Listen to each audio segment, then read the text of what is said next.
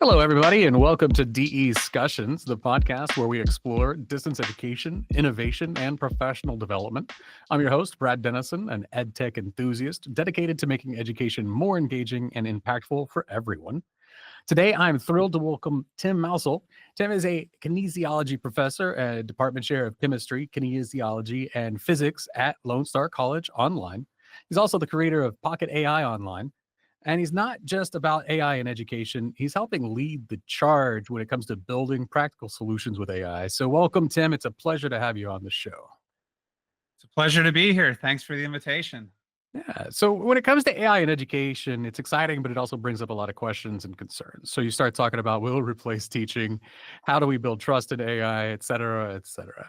So today I want to look at practical ways AI can become your good ally in higher education. And Tim, your presentation that you did here at the college back in January made you the person I wanted to have this conversation with. So I'm really glad we could get this scheduled and worked out. So before we get started, is there anything you'd like to add?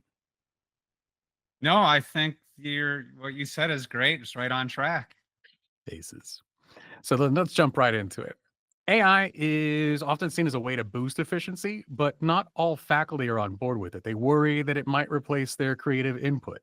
So, from your experience, how can generative AI actually help educators save time while enhancing the teaching rather than replacing their role? I hear that a lot. The faculty that are against AI and they think it's really horrible. But when I go and I do my speaking engagements, I usually will ask, how many use generative AI 7 days a week? I'll get maybe a couple hands, and then I'll say 6 days, 5 days, and I keep going. I eventually get down to how many have never used it. And every single time I'm shocked how many raise their hand that have never used it. And these are faculty that are talking that it's so horrible and it's going to be the downfall of everything. But yet they've never used it and don't understand or realize its true capabilities and how it can benefit them. There are certainly a lot of negatives to generative AI, such as the energy consumption, the carbon footprint. But I do believe all of those issues will get worked out because this is such a big, huge, important thing, and so much money is being dumped into it. I think those solutions will get resolved eventually. But my point of view is from the positive side of how it can help us because there's so many ways and that it can be beneficial for faculty. One of the biggest challenges faculty face is having enough time to do everything. To run a class properly, it takes a lot of time, a lot of planning, a lot of investment of time. So if you can take the more menial tasks and outsource them to AI, that can give you more time for the more important things, such as student engagement, building relationship with students. And instead of doing things that, you know, they make a difference in the long run, but if AI can make it easier for you, do it, utilize it. And it's not a matter, I'm not saying, have AI run your course. I definitely do not say that. Uh, Although that could be done, I don't encourage it because there needs to be that human element. There needs to be the connection with students that AI doesn't give. And in the future, as AI continues to get bigger and better, which it will, it's a freight train and there's no stopping it. As it gets better, it will definitely be able to run an entire class. But is that best for the students? In many cases, I will say no, it's not because human connection is something that people always need.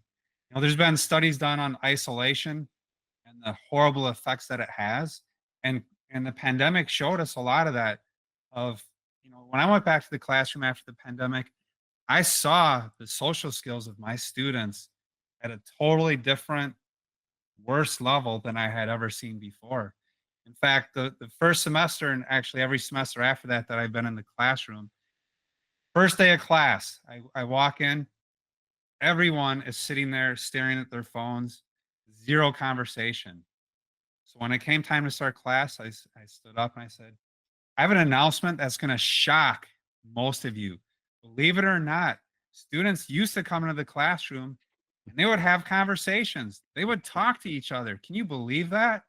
I get a little bit of laughter.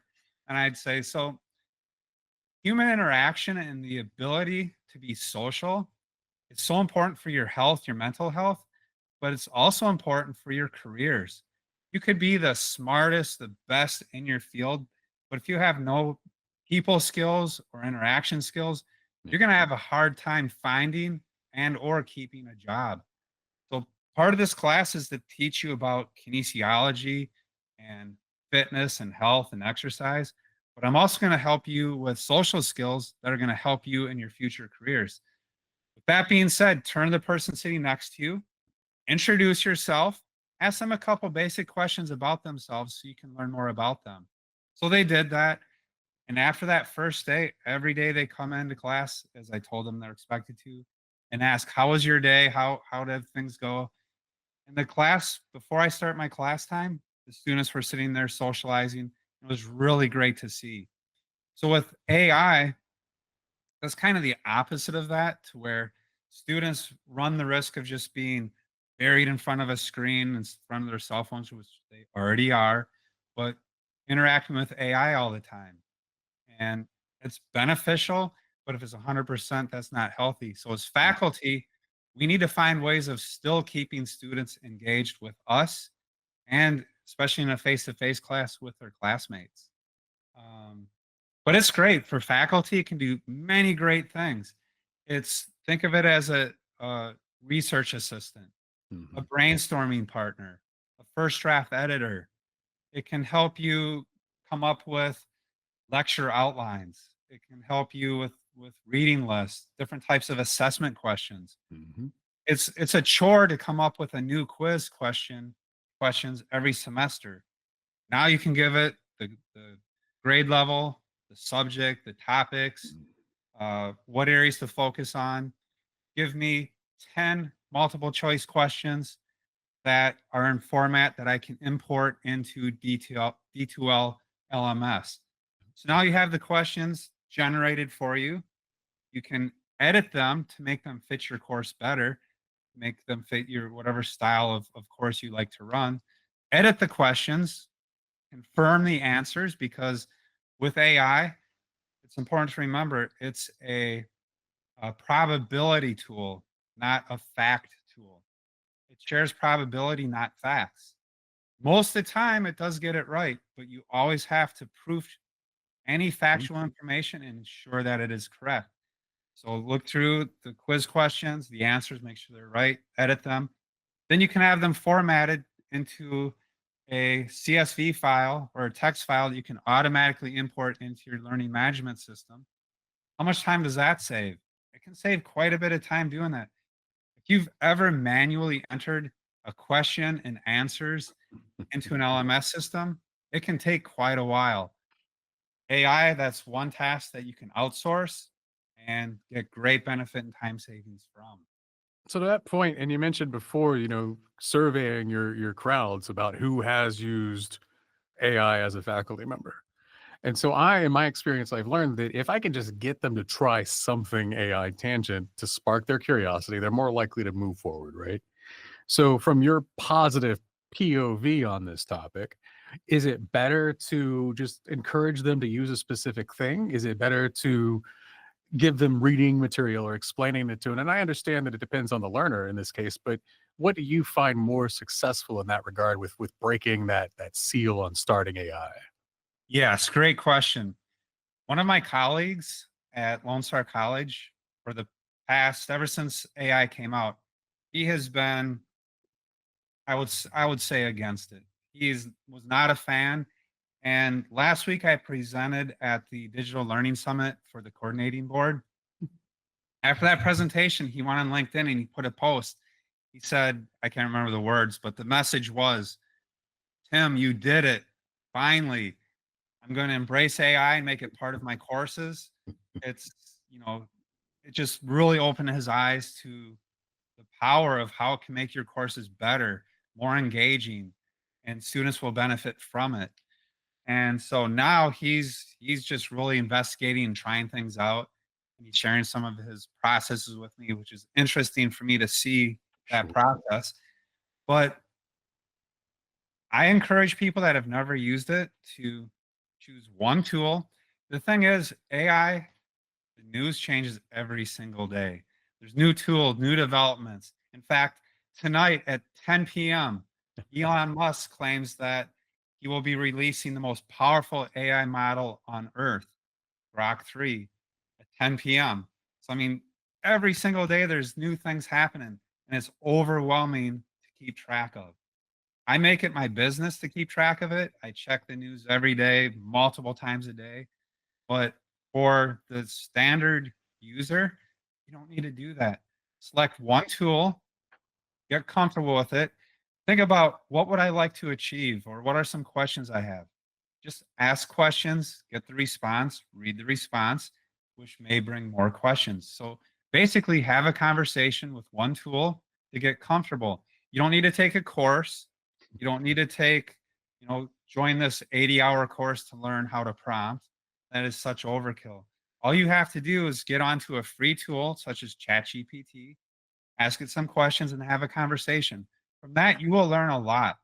As you use it more and more and get more comfortable, then maybe seek some course or some training in how to prompt better. There's a lot of prompting tips that still are very beneficial to use. But in the beginning, don't do that. That just adds to how overwhelming it Mm, already can be. So just play with it and converse. I like it. Start small. And just for reference, so that new Grok is hitting, it's what, February 17th. Even by the time I'm done editing this tomorrow, and by the time it hits YouTube with TXDLA, it's going to be old news. So to that point, it is wildly fast. So staying up with it is one thing. More importantly, though, is just learning the skills to work with it. And you and I talked a little bit about trust when it comes to AI enhancing teaching. So me personally, as a generalist in education that's focused in instructional technology, I sometimes use AI to get assistance in, well, how would I use this prompting theory or use this concept, help me apply it to history, help me apply it to economics, right? I'm taking big pictures and trying to make it digestible for our faculty in things that they're familiar with. And that's where I'm using AI. And I'm very open about where I do use it and don't. So, one question or concern that I see in AI regarding education is maintaining trust with the students, both from the faculty and to the faculty. So, it's a two-way street. How can educators use AI tools while ensuring transparency, trust, and academic honesty with their students? How many faculty tell their students where the test bank came from? I got these test questions from Pearson, and it was the third edition. And you know, this PowerPoint was designed by the creator's name was this, and he's from this company. You know, when has that transparency ever been there? I've never heard any faculty share that type of information. So I'm still under the belief that you don't have to share where these quiz questions came from. What you have to share is how can you as a student learn this information and how can you be successful in your career and in your life. Um, where I get my quiz questions, I don't think is a concern, even though I do know faculty are now saying it suddenly. It's a huge concern because of AI. It's just like suddenly appeared that, oh, we have to be transparent. Really, you weren't transparent the last 20 years, really. Um, Certainly, if you can share with students that you're using AI for certain tasks, that can model that it's okay to use in a certain way. I certainly do get that and understand that.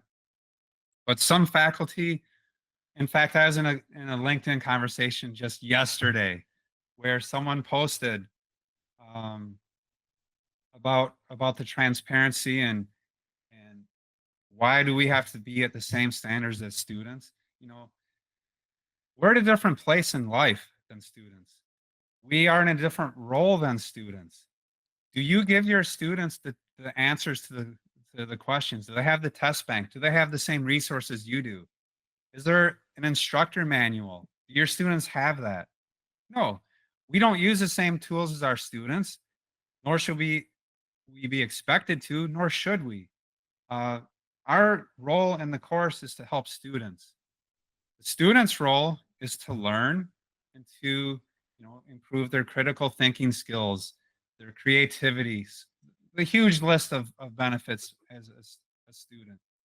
So to compare and say, if students can't use AI, why should we be able to? It's not an apples and oranges comparison. Uh, we should use AI because it makes our courses better, more engaging, and you know, I don't recommend that. Let's say a student submits an essay.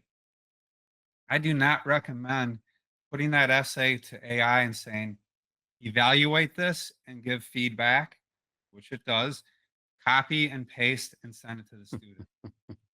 I never recommend or encourage that. But what I do recommend is you certainly can say, if you give AI the assignment that the students receive, the rubric, then you give it what the student wrote, taking out their personal identifying information, following FERPA requirements, of course. But non-identifying information, you put that paper in, give feedback as a college professor would give it.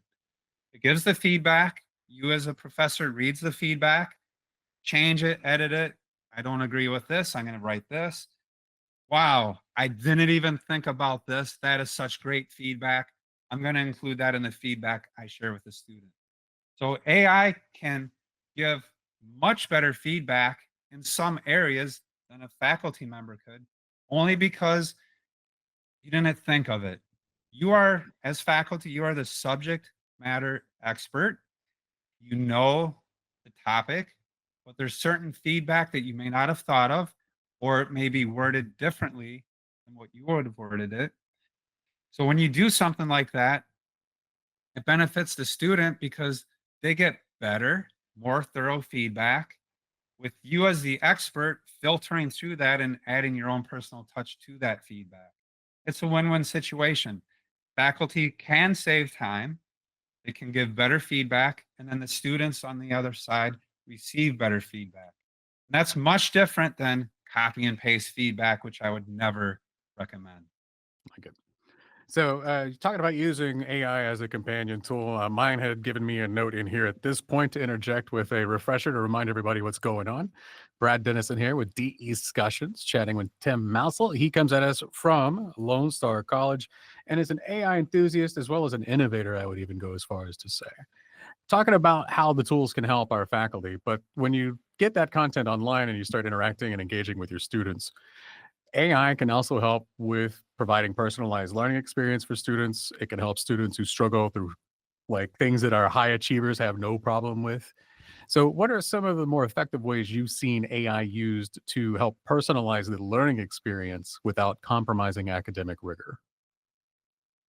Something that I do in my class, and this is a tool that I created. So, in the tool I created on the faculty side, you enter the assignment itself, you enter the rubric. Then on the student side, they input their assignment. And what this tool does, it doesn't write anything at all for the student. It only compares their writing to the assignment in the rubric, and then it gives feedback. So it might say, your assignment required you to write 3 things about this. You wrote only 2. So please expand on that idea. Then they go back and they can write more and they can get more feedback. Since I incorporated that tool into my courses, the quality of writing has gone up like very noticeably. They're more thorough in their writing, and the writing is better because they have that instant tutoring. And again, it doesn't write anything for them at all. And the story I like to share is my sister is a 4th grade teacher, and she got permission from one of the parents to try out my tool. And you already mentioned it, so I'll say it. It's Yeah. PocketAI.Online. So the student in her class, the students sit at a computer and they write. And my sister goes around, she gives feedback to each student. One of the students used Pocket AI and he got instant feedback. And a couple days later, my sister sent me a text message that said, so and so comes to class, and these are her words, beaming with excitement every day, wanting to write another paper because he loved the instant feedback that he didn't have to sit there and wait for me to come around and give him feedback. And I thought, that is so powerful. When do you ever hear of a fourth grader beaming with excitement to write a paper? I'm not a fourth grader anymore, and I still don't beam with excitement to write papers. So the fact And that Pocket AI is able to help the student be excited about writing was amazing. one thing, like generationally, is we're going to see it more and more as we get to the younger and younger crowds, is that idea of immediate turnaround, the immediate gratification, the immediate response. They're so used to it in all of their technology. They're used to it to the point where even with movies, I like to make the point that when the original Beetlejuice movie hit theaters, it took 18 months before we could watch it at home as kids. The new Beetlejuice movie, it took less than 3 months to go from theater to on demand.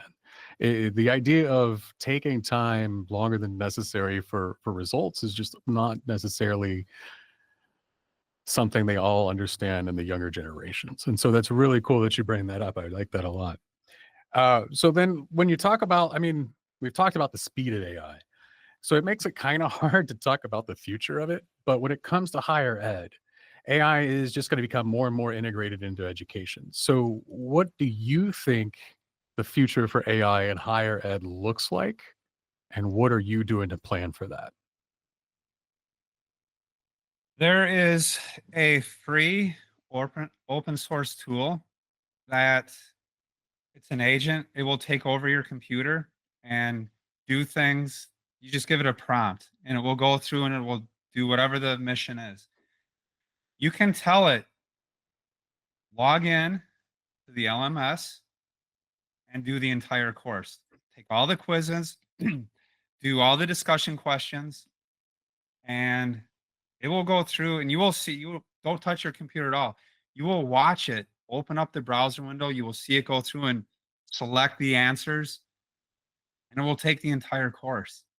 And that's definitely technology that's available right now. Most people don't know about it yet, but they will. So that raises the question, how do we future proof our courses so that an AI agent can't come in there and just go through it? And that's a really big, heavy question. And that's a question that requires a lot of consideration. Um, in my view, one counter to a lot of the AI is help the students want to learn and understand why they're doing it. There's busy work, and students have always had no issue with outsourcing busy work. They don't see the benefit to it. They don't see how it's going to help them, how it's going to help their futures. So why even do it? But if there's work and assignments that students can see true benefit, I'm really going to learn from this. I enjoy it. It's going to help me in the future. They're less likely to outsource it. And outsourcing is nothing new. They've been paying their buddies, hey, write this paper for me. Do this course for me and I'll pay you money, whatever. It's nothing new. It's just going to be easier to do in the future. But if you can change assignments, change assessment, maybe change how your whole, your approaches to certain courses, make it more engaging and enjoyable and beneficial for students. And I think you'll see less basically cheating in the courses. And there's also ways that you can structure assignments and structure assessment to do one of two things. Number one, make it AI resistant. And that's not an approach that I recommend because if you look at surveys done by hiring managers, 91% will say AI usage and skills is a requirement for the future job market.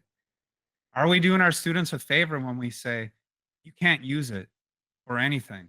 If they go through an entire college education and every class forbids AI, then they get into the workforce and they don't have those skills, not doing students any favors. I do understand that AI cannot and should not be used for everything in every course. But if there are assignments where you can integrate an AI type assignment that will benefit students for their future, it's something new, it's something that can be exciting for them. and something that they can see that it's going to benefit them to actually do the assignment. In my course, I have an assignment where it's not just using AI, but the students actually create a chatbot. So when they create the chatbot, they have to find 3 sources to feed the chatbot as a knowledge base. And then they have a conversation with the chatbot and they ask a question. So my course is Introduction to Physical Fitness and Wellness. So they find 3 sources that have legitimate like research or fitness, health, nutrition information. That's the knowledge source. They ask it questions, they converse about fitness or health. However, it relates to them. So I'm not telling them you have to talk about VO2 max. That might bore a lot, probably most students. But if they can talk about how can I feel better? How can I become more healthy? How can I become stronger? Or if they're an athlete, how can I perform better, be faster, more powerful? They have that conversation. They learn from it. Then at the end of that conversation, they write an analysis paper. What did I learn from this? And also, they have to supply citations where any facts they have to fact check, at least 3 of them. So they have to do some research on the citations. They write the analysis paper of what they benefited from, what they learned from it. They turn that in with a link to their chat conversation. So now the student learned and had to use a lot of critical thinking, creativity, all those skills, and they learned how to use AI. They learned how to create it. They learned how to chat with it. They learned how to, do research, back up facts, do citations. It's a very comprehensive, great assignment that are they going to cheat on it? I don't know. How do you cheat on it? They're already using AI. So things like that, I think, are future proofing your courses and your assignments. And, I'm often asked, is AI going to replace me as faculty? And my answer isn't, I don't think AI will replace you, but I think other faculty may replace you, or you might replace yourself if you don't use it. And here's one reason why. Students will often go to rate my professor before selecting a course, and they'll read the reviews. So they read, we'll say Professor A, they read the reviews. The course was okay. We did 3 essays, we read the book, and the professor was nice. It was an okay class. Then there's another review for Professor B that says, we had to create a chatbot and have a conversation and learn about AI, which is going to be part of my future. It was so new and interesting and exciting. I loved this course. It was one of the most beneficial courses I've taken in my college education. So that's the review. Now, students go and read those reviews. Which course are they going to take? Many will gravitate towards Professor B. What happens to Professor A's enrollment? The numbers for the courses. Are their courses filling? Suddenly, their courses aren't filling up like they used to. And now they don't have courses to teach. So that's what I say. Essentially, they made themselves extinct by not updating their courses to stay with what's current and trending in the world. What's done 100 years ago in many classrooms is still done today. Nothing has changed for a lot of courses. To stay relevant, courses need to change. In fact, to say, I don't have time to change it. I don't want to change it. Well, maybe if you used AI, you would have that time to make the changes. So Yeah, no, I do understand there is a lot of resistance and there's a lot of fear of the unknown, and that's normal. And that's very understandable. And that's why I do encourage, and you alluded to this yourself, pick a tool, get on it, experiment, and start to learn about it. It's not too late. Start learning about it today. There's no reason not to. It's accessible for you on your cell phone, on your laptop, on your PC, on your home devices. It's everywhere. it's an easy option to help you start that journey to not accidentally making yourself obsolete. So Tim, before we wrap up, hey, this has been wonderful. I hope to have you back. Anything you get excited about that you want to talk about, please let me know. But before we close out, is there anything you'd like to add? I just want to tell you, thank you for having me. What you're doing is really beneficial. Putting this information, from this podcast and the other podcasts that you do, it's much needed. Education is a tool of advancement, and that includes for faculty. Faculty need to continue moving forward, staying relevant, staying up to date with just at least the very basics of AI. Because you know what? If you're not, I can guarantee your students are. And if you want your students to keep coming back, you need to meet them where their needs are. And the future job market, when I say future, I should be saying the job market as of today. Uh, AI skills and AI literacy are very important. And for students to learn how to use it correctly, and you know, ethics is a big conversation. I don't get into that a whole lot because from my point of view, people's ethics are their ethics, and I'm not here to change anyone's ethics or moral standings. But what I can say is if assignments are such that students can see the benefit, they're less likely to cheat, and therefore they're ethically taking your course. I have one friend who told me, I'm going back to school and I'm going to get a degree in whatever. I said, are you going to use AI to help you through your course? And she looked at me like I was stupid. She said, are you crazy? Why would I do that? I want to learn. I want to learn this for myself so I can benefit from it. That's great. She understood if you outsource everything, cognitive offloading, if you do too much of that, you lose those skills. Use it or lose it. You have to use your brain power and you have to use your mind. Be careful not to cognitively offload too much. Otherwise, you lose those skills. So that's something that can be part of the education towards faculty and students, which is very important. But yeah, first steps, take them. Just, the Nike slogan, just do it. I live by that. Just do it. Just get on there and have a conversation and start to learn about it. Fantastic. Well, ladies and gentlemen, it's been DEscussions. This was Tim Mousel. He is professor and a department chair of chemistry, kinesiology, and physics at Lone Star College Online. He is the creator of PocketAI.Online. We talked about that a little bit. If you want to learn back, just hit the rewind to refresh yourself. But also just an all-around AI wizard for higher education. Tim, thank you so very much. Thank you. I appreciate it. All right, ladies and gentlemen, as always, Brad Denison here, your AI and ed tech and all things fun and exciting for professional development and higher ed. Thanks, y'all, for listening.